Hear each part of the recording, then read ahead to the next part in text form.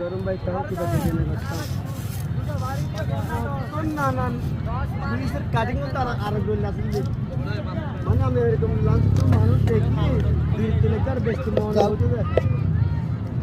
kilo দিলে 1.5 kilo দিলে আর কি ভাই ব্যস্ত আর কতগুলো জানো কি জানো এই তো হ্যাঁ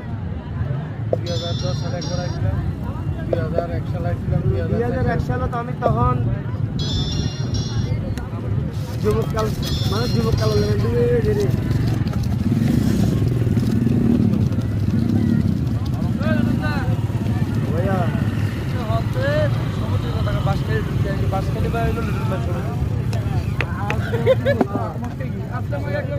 সমিতি হবে তো